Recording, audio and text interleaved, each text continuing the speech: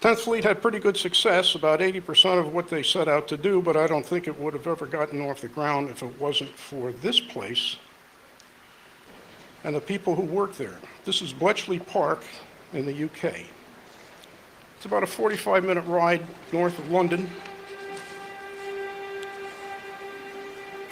As Mitch said, last fall I organized, or was mentioning, I organized a small group of friends who are also retired U.S. Navy cryptologists to visit Bletchley Park as a group.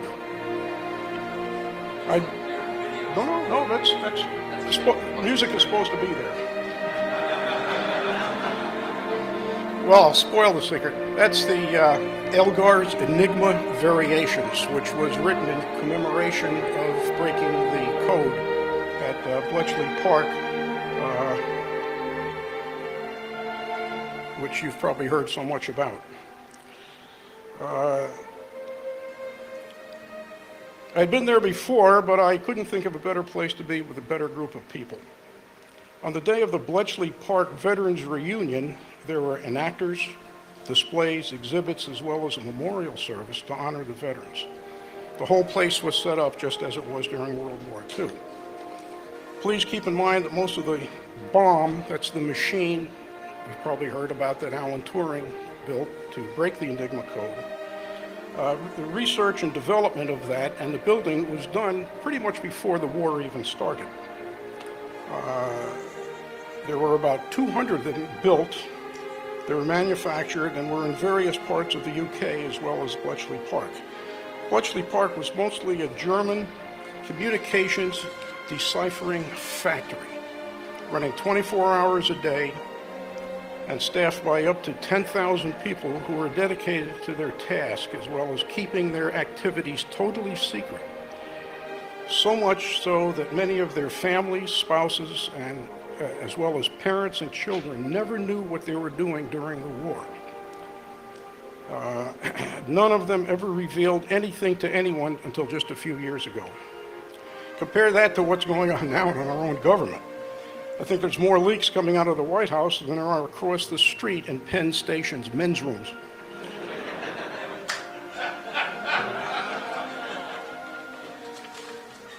Now we'll get to some of the activities there that was going on during that great reunion. Here we are at Bletchley. This is the program they had for the veterans. This was, I think, the 5th or 8th of September last year. This was the plan, sort of their plan of the day of what they had lined up for the veterans. We were greeted at the gate by Winston himself. He heard that they're having a former Navy cryptologic officer visiting, so he came out to greet me. I asked him how he knew we were going to be there. He said he couldn't tell me. These are some of the exhibits that were around Bletchley. That 6x looks like it just came out of the factory. It's been restored perfectly. I don't know where they got it. They probably com-shorted after the war. They're trying to get me to join the French Foreign Legion. These guys, they came walking up the street to me and saluted. And I said, oh, we got some Americans here. Nope, reenactors. I think my wife and I were the only Americans in the whole place. Everybody you're going to see are Brits. And they did a fantastic job. Civilians were there in the 40s, civilian attires. There's some guy, I think he's a reporter. Brits, notice the ladies are dressed as they were back during the war. You notice the First Louis there? Well, she's a Brit, just part of the reenactors. Look at this guy. I don't think Hollywood could come up with something like that. He looks like he just got out of his B-17 after a bombing run on Bremen. But he's a Brit. Yeah, he talked funny and everything. Here's another one, another British guy being interviewed by the press. They're all Brits. I don't know what the joke is. Winston said something about me trying to take their picture or something, but it must have been funny. They're all laughing. My wife thinks that that was Rosie the Riveter. Now here's got any hams here? This is one group of dedicated hams. They rebuild the wartime and previous radio equipment, get it all working better than new. But they also had the vans, the trucks, the mobile antennas. When I first walked up to this thing, I said, oh my God, is it field day? No, it couldn't be. But they were demonstrating their gear. Everything is working probably better than when it was built, including the vans. I mean, the engines and everything are perfect. They're very serious about what they do. Here they have some ham shacks set up outside. Here's some more of the equipment. You may recognize, if you're a ham, you may recognize Arc 5s here. I used to have one of them years ago. And this receiver, this is the receiver of choice that they used at Bletchley and all the outstations for receiving the German comms. The national HRO, it's a 2 to 30 megahertz receiver, but it's not band switching. If you change bands, you have to take this little tray of coils out and plug another tray in. And I think it came with about 4 or 5 trays to cover the whole band.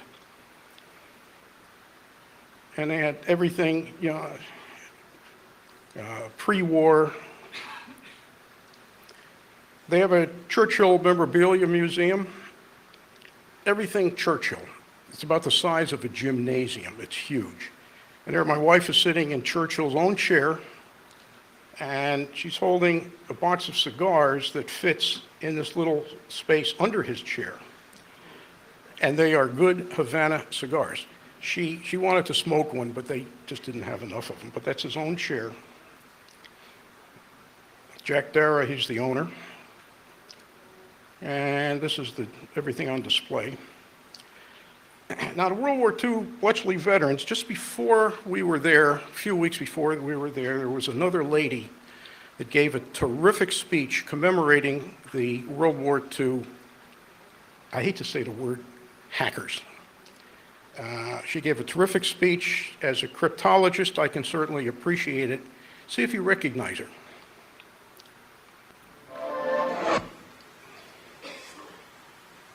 In August 1939, 200 people arrived at Bletchley Park. By the end of 1944, there were 10,000. We gather here to commemorate the work of that remarkable group of people. It is impossible to overstate That's the bomb deep sense working. of admiration, gratitude, and national debt that we owe to all those men, and especially women. They were called to this place in the greatest secrecy, so much so that some of their families will never know the full extent of their contribution. As they set about on a seemingly impossible mission, a massive challenge in the field of cryptanalysis, for the first time pitting technology against technology. And so these huts and buildings became the center of a worldwide web of intelligence communications, spanning the Commonwealth and further afield.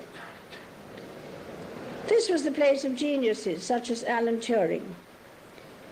But these wonderfully clever mathematicians, language graduates, and engineers were complemented by people with different sets of skills, harnessing that brilliance through methodical, unglamorous, hard slog. Thus, the secret of Bletchley's success was that it became a home to all the talents. We can be proud of the legacy of Bletchley, proud of that Colossus was the first computer, and that the British people, supported by our friends and allies, rose to the challenge. At heart, we have always been a nation of problem solvers.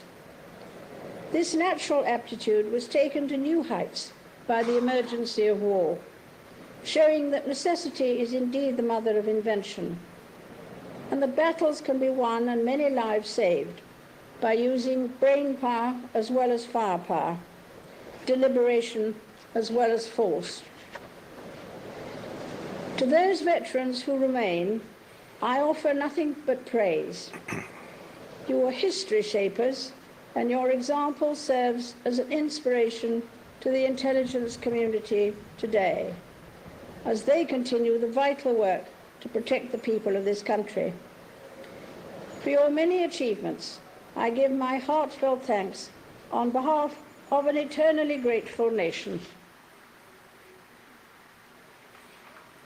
I think that was some great speech. The only code we had to break, my wife and I, was how do you identify who were the veterans? Well, it turns out that they were all awarded the Ministry of Defense Bletchley Park Veterans Badge, which this lady is holding. We would call it a pin, but they call it a badge. It's a slightly better picture of it. Also, there's a GCHQ Bletchley Park commemorative badge for service at Bletchley and the outstations. I was able to get a good picture of that. And first gentleman we ran into was Arthur Smith. He decoded the fish methods. He joined on the 13th of May, 44. He had 6 days of training. The fish methods was the system they used to break out Hitler's high command communications, which was done on the old-fashioned teletype, the 7 Baudot system of teletype. Most of you people probably never saw it because it went out of business years ago. But he's typical of the people they had there. 6 days of training, and he picked up on it himself. And you'll see the system, the Colossus that was used, it's been restored. Now, here's an interesting lady, Charlotte Webb, not to be confused with the spider, but she was very interesting. I was talking with her. She registered intercepted traffic, decoded it, analyzed it, and passed the traffic to commanders as well as Churchill himself. In 1945, she was flown to the Pentagon in a Sunderland flying boat, which was a 30-hour flight, where she continued to serve as an analyst. 30-hour flight, that's about what it takes to get from Newark Airport to Washington nowadays. She wrote a book entitled Secret Postings from Bletchley Park to the Pentagon. While we were chatting, she turned the tables on me and caught me by surprise. She asked me how I felt about 9/11. And I wasn't expecting that. I just, off the top of my head, I said, well, it was pretty depressing. A couple more people. Doris Litley, she was a Morse operator at Yorkshire Moors, and the gentleman sitting next to her, he was there when they sunk the Hood. I don't remember, he told me what ship he was on, but I don't remember. I won't try to guess. Some of these Morse operators were unbelievable. They would sit there and copy the German code for 12, 16 hours a day, and they got real good at it. And one of them was saying that they were so afraid to make a single mistake because it would hurt the war effort. Also, they got to be so good at it, they could identify the German operators by their fist. And that alone was valuable intelligence. So they could change call signs, they could change locations, but these gals knew, that's Hans, that's Fritz, you can't fool me. Another lady, Edna Gambit, she worked in Hut 6. She was an intelligence analyst. This was kind of touching. These people were looking for information on, family information. This was this woman's grandmother. All she had, was a picture. She walked around with it to see if anybody could identify her. And as of the time we were speaking with them, they didn't have any luck. Kathleen Mary Stevens, she worked with the Japanese code. And when she said that, I said, oh yeah, that's right. They were doing a Japanese code over there because the Japs had Enigma machines too. I wonder where they got them. They're made in Germany. Kathy Gregg Sheargold and Audrey Wynne, they were Wrens. Wrens, they called the Women's Royal Navy folks Wrens, kind of a cute name. They were Enigma and bomb operators Kathy said she hated working the bomb because it made a lot of noise and you had to walk around it and it was kind of strenuous. But she loved the dances they had there at Bletchley and some of the airfields. Audrey Wind, if you can remember that name and you Google her, there are a few talks that she gives on code breaking during the war. It's very interesting. Boy, if you get her here, it would be terrific. More people looking for relatives or friends, looking for friends of their grandma, and they didn't have any luck either. Margaret Eiley, that was her maiden name, Spanton, Women's Auxiliary Air Force. She was a Morse operator. Sometimes they called themselves typists. She said, oh, I was just a typist. You know, she's a typist, all right, with a pair of earphones and one of those HRO receivers. Marjorie Russell Arbery, trained on the Isle of Man, copied code at Harrogate. And she had my wife laughing. She said that she didn't know what all the fuss was about. When she finally got to see an Enigma machine, she said, oh, it's just a tatty old typewriter. Norma Granger Smith, she worked in Hut D. She had the German naval code books in her hands. Talk about history. Pamela McRoberts, she was a Wren, worked in Hut 6. She supplied data at the bomb. Pauline Burrow-Lee, she was in administration in Hut 4. And right there, she's pointing to Hut 4 and telling me she's a little mad because they made Hut 4 into the cafeteria. Vera Barton, Hut 8, worked on a Typex machine, and she was dynamite. But before I finish with her, you'll notice in the background, they're running the bomb. They're actually, the thing is cranking away, breaking codes and what have you that they had put into it. One of the things that the gentleman that was running it explained to us that one of the clues they had for determining the daily code, the Enigma daily code, was they copied some of the weather ships up in the North Sea because they'd send out hydro reports every day. And in the preamble of each one of these reports was a couple of words that identified it as a weather report. It may have said Die Wetter heute or something like that. I don't know what it was. But it was always in the same place. It was always encrypted. So there's part of the key right there. And at the end of every one of these messages, you know how they signed off, you know, Heil Hitler. So that was another clue. And if I just get off the subject for a moment, when I was stationed in Bremerhaven, Germany, before we moved into base housing, my wife and I rented an apartment on the top floor of a private home a couple towns away from the base. Our landlord and landlady were great people. They treated us like family. And many times we were sitting in the living room with them in the evening, sitting around bullshitting with them, having a beer. And they would spend a lot of time telling us what it was like being in Germany in the 20s, 30s, and during the war. They were in the Hitler Youth, and they weren't ashamed of it. They shouldn't be. But Klaus was in a Kriegsmarine. He was on one of those weather ships in the North Sea until the Brits caught him. And he was a POW. He was a British POW, and then they sold him to the Americans. And he spent a couple of years out in California picking mice. Mice, picking mice. What the hell are you doing? What do you do with the mice? He says, the Americans, they eat it. He was talking about corn. But I had my ham radio shack set up in the living room of the house. And many times he would come up there and he would just, his eyes were popping out of his head. He loved to watch me operate my ham shack.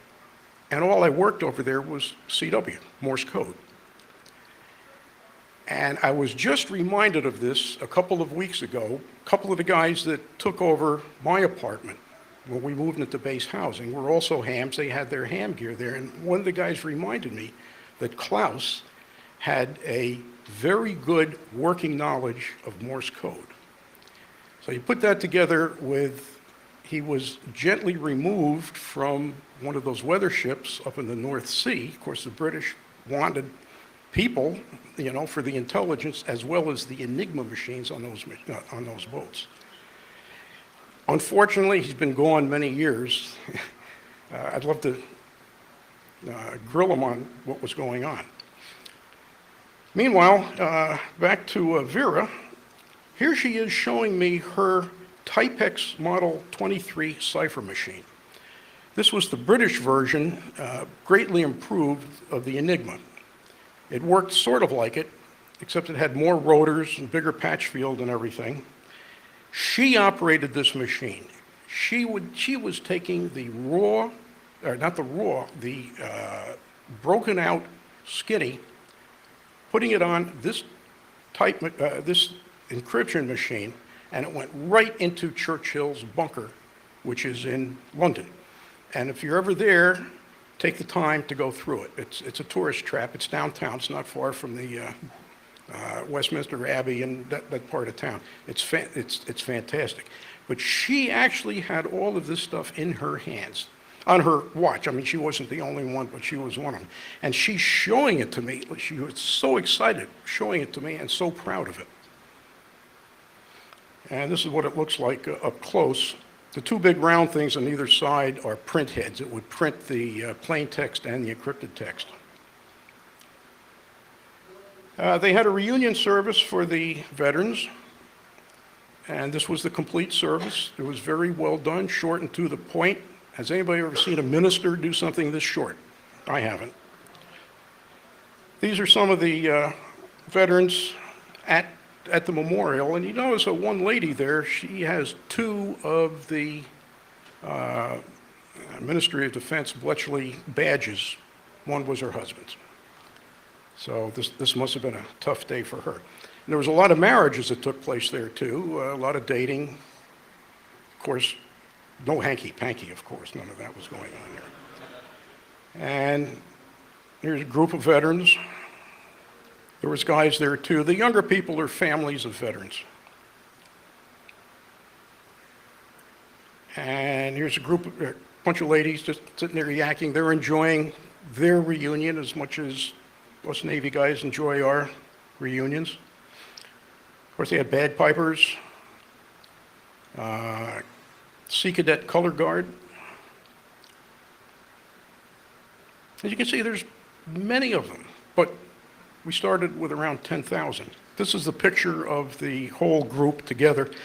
I tried to get a head-on shot over to the left, but the BBC was over there, and they kept yelling at me, get out of the way. They must have known I worked for CBS. This is the rock that Churchill stood on when he addressed the crew at Bletchley, where he called them, "My geese that laid the golden eggs but never cackled." The gentleman, that's my wife on the rock, and the gentleman next to her was our tour guide, a fellow named Dan, who was dynamite. If you ever go to Bletchley and you're going to get a tour, ask for Dan. He's an Irishman, and he just kept one story after another. It was really terrific. There he is talking about the bomb. That's not one of the working ones. This is a Polish memorial for the Polish mathematicians. In the 30s, these guys came up with best I can describe it, is a mathematical model of the Enigma machine. And this is where they got the information. Turing took it and came up with a bomb. How they did it, I don't know. They didn't have computers back then. Must have taken a lot of paper and pencils. Now here's a Colossus. This is the system that broke out the what they call the fish methods, the Hitler's high command communications. Now it's kind of nicknamed Hitler's BlackBerry. It was a teletype system. You can see they've got two teletype tape loops running. One is constantly running with the daily or that day's traffic on it. It's quite a system. It was breaking it out almost in real time, believe it or not. And There's more of it. The gentleman with the blue shirt, he wasn't just there to say, here's the Colossus. This guy was sharp. We threw a couple technical questions at him, and boy, did he answer. He was really terrific. This is the memorial recently dedicated by the Queen, as you heard in her speech. If you can break it out, it says on there, "We also served." There she is dedicating it. And this is our Navy group in front of the bomb. One of them is here today, right here, Fred. There's a collection of Enigma machines. They have about a dozen of them. This is an Enigma machine owned by Mick Jagger. It's on loan, sort of permanent loan to Bletchley, which I think is a terrific thing to do. Now this is a statue of Alan Turing. I don't know if you've ever saw the play in New York a few years ago called Breaking the Code with Derek Jacobi. It was all about Alan Turing. He built the bomb. He ended the war, or the war was ended because of him. They figure a couple years early, and he was a genius. Probably IQ up there with Einstein. He's credited with building the first digital computer, or as he called it, a programmable logic device with a stored program. That sounds like a computer to me. He did all this, I guess, he built a computer. He's working at Manchester University after the war. And he was into every scientific area you can think of. He was also a runner. He'd been known to run from Bletchley to London, which was about 90 miles. I don't think he did it every day, but he had his problems also. He was gay. He was autistic. And he had some personality problems. And during that time, and after the war, it was illegal to be gay in the UK. If you're gay, you go to jail. Apparently, he let it slip, I think, to a cop that he was having an affair with some guy, and the cop arrested him. And I guess because of who he was, they tried to fix him with hormone shots and everything, but it didn't work. And shortly before he was to go to trial, he killed himself. And the way he killed himself was he took an apple, put some cyanide in it, took a bite out of the apple, and he was gone. Now, does that ring any bells with anyone? That little scenario there has affected the world. Probably everybody here, even if it's just an awareness of it. And before I tell you what it is, you may be aware there's a lot of controversy about this very subject. If you look it up on the internet, you're going to see all kinds of bullshit. And I believe what Bletchley Park told us, because I think now that everybody else is out of the picture, they are the authority on it. There's your apple, there's your colors, there's the bite taken out of it.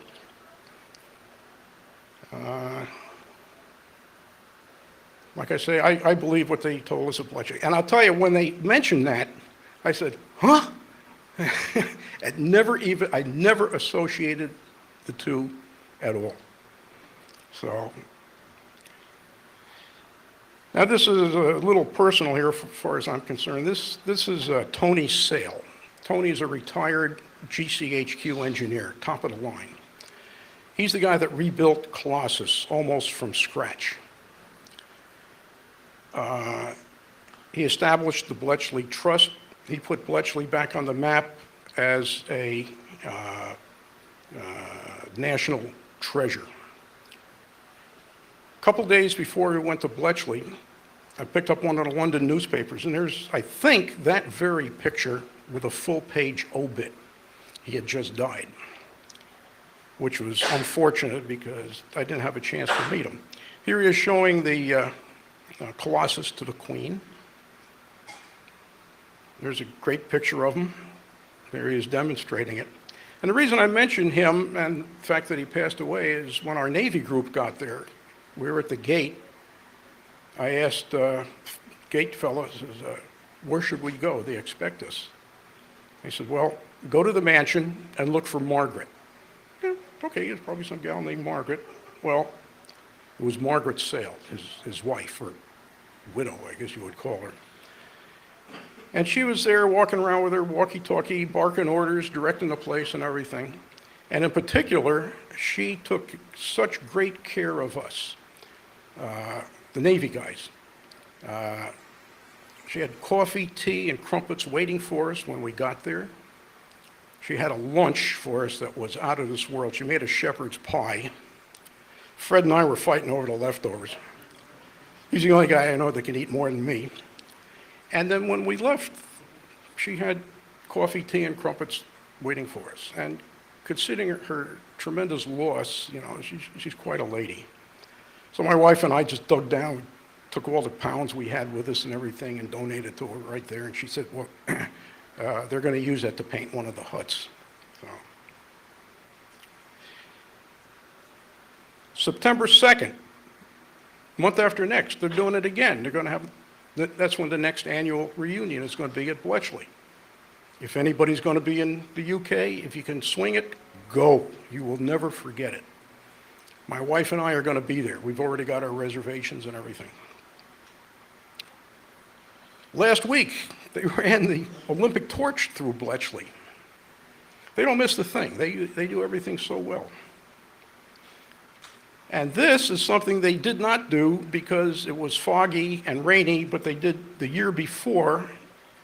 And I think if they had done it while we were there, I would probably still have the goosebumps. They flew a Lancaster bomber over the place.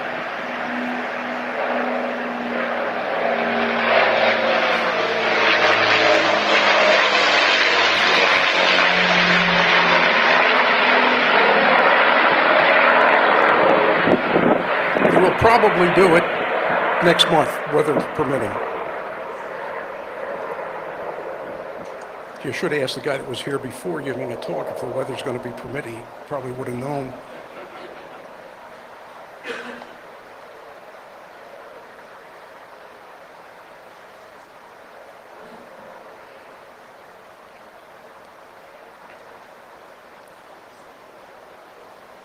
I don't know if you like watching airplanes, I do. But this was something.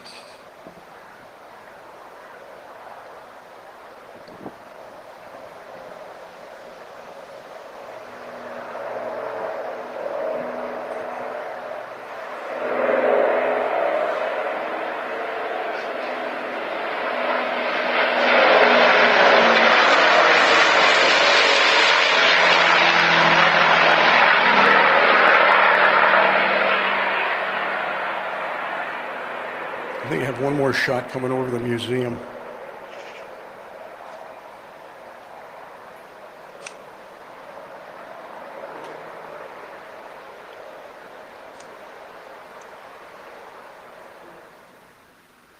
Yeah, here it comes over the museum.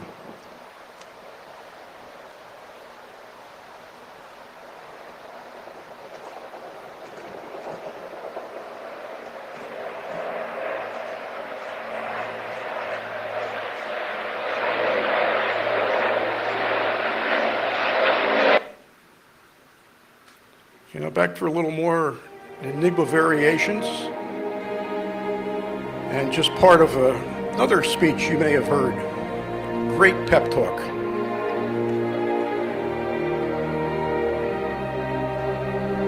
We shall fight in France. We shall fight on the seas and oceans. We shall fight with growing confidence and growing strength in the air.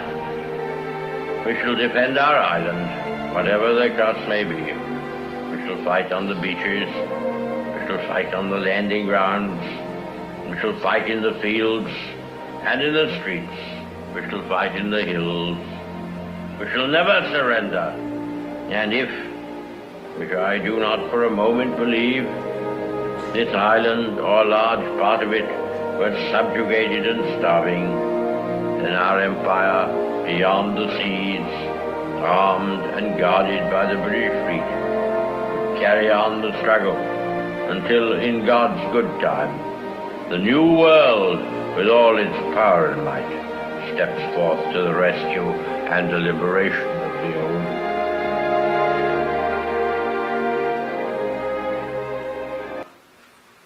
Okay, so that's about it. If anybody has any comments or want to throw something at me, please do. But first, let me just throw one out here. We got any veterans here? Stand up.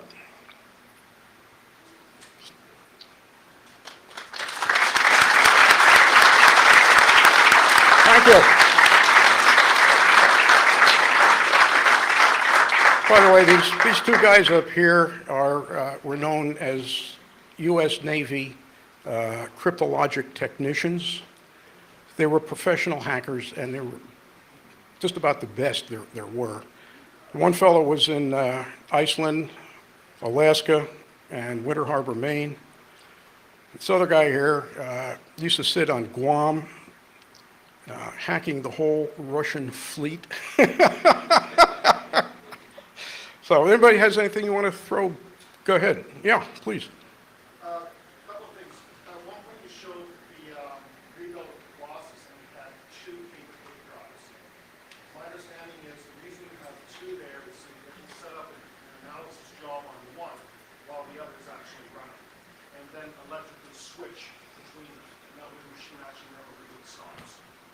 I think one had the traffic on it, the encrypted traffic, and the other had some form of the key. That's Keith Robinson. That's going back one short generation. The reason the bus was so fast is actually one was stored in the machine. And the unencrypted traffic, the encrypted traffic was on the big tape. That could be. And it would simply walk it through one byte at a time, although 5 big bytes, right? So you step across, you do your stats and all that. And then they would do a XOR function between the two. And yeah, they may have been able to store part of it in there, yeah, because they did have a load of tubes in there. One of the things they did was actually, they weren't XORing across the key and the stored message, because they didn't know the key at that point. What they were actually doing was taking separations in time. So between byte 1 and byte 2, when you XOR that, and statistically that's very significant. Because there were certain patterns that you could derive out of that, and those patterns are then a 1-bit offset of pieces. That's cool. I didn't know that. Interesting. George, put these in context. I don't think any of us would be here without our tour. He's the guy who started with it all. And we're the hackers, and we were sanctioned hackers. And we were going to what we did. You know, everything on the tour and everything. That's why Apple, their logo, that speaks volumes to that. There's that thing on the states. I mean, Americans, you know, what's interesting too is that during the war, actually before the war, America sucked in cryptology and hacking. They were absolutely terrible. Yeah, when we built our bomb, we had a bomb which had one more rotor than the British bomb. Turing actually came over here to Dayton at National Cash Register where they built it. He was actually over here working on it. We needed hackers. You know, we needed hackers, and we had them. That's the first.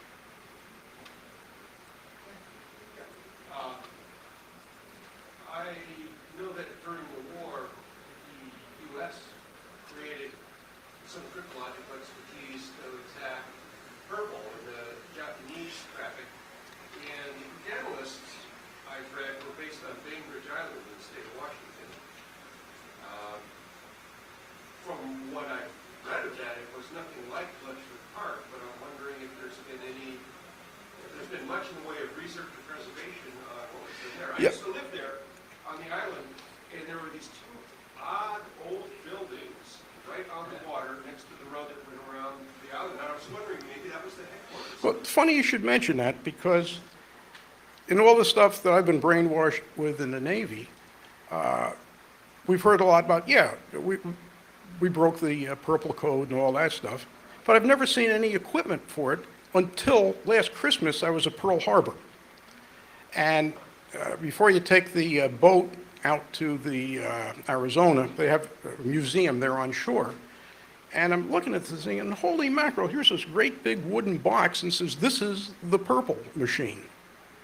And it looks like it has just a bunch of telephone relays in it, but that's the only thing I've ever seen on Purple.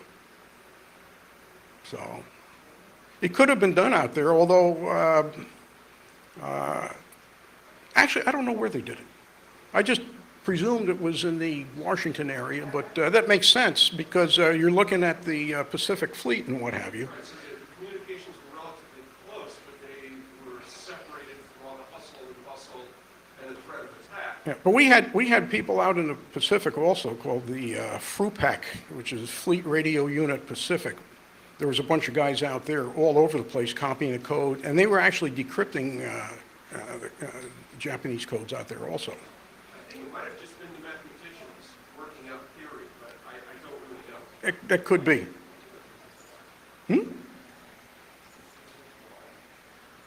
What?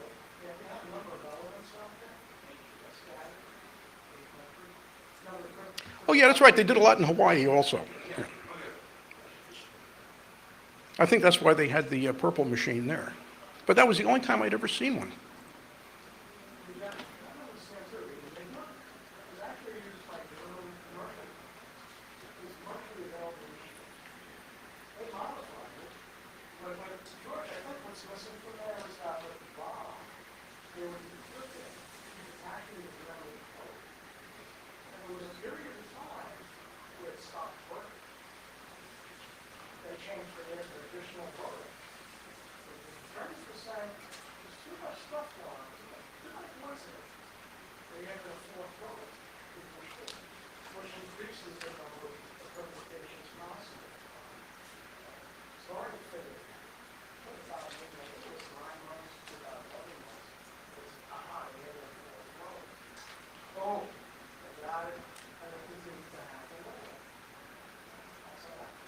You know, there's a lot of countries that even after the war were using the German Enigma machines. I think they started out in the banking business. Because essentially, hackers, exploiters, they're looking for weaknesses. Right? There's no difference what was going on with the tools going on 5 years ago, as opposed to what's going on today. It's the same stuff. You're always looking for a weakness that somebody's Fred, you get my picture? We got your picture. Look at my camera. Yeah, it doesn't make my sense. Ross, we're actually there automating trying to critics through the psychopaths. Because we look for things like weather shift. That walks it all the time. But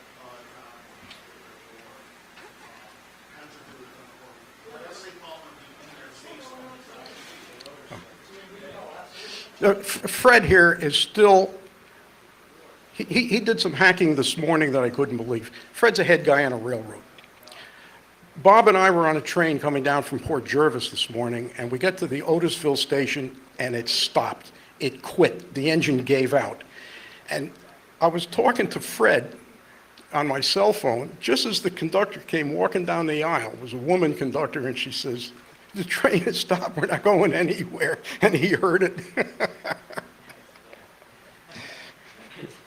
Yeah, he was laughing about it. And there was nothing we could do but just sit there and wait for the next train out of Port Jervis, which was about an hour and a half later. I guess that's inadvertent hacking.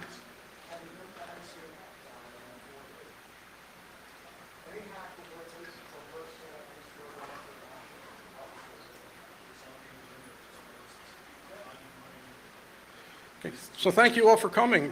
Appreciate it.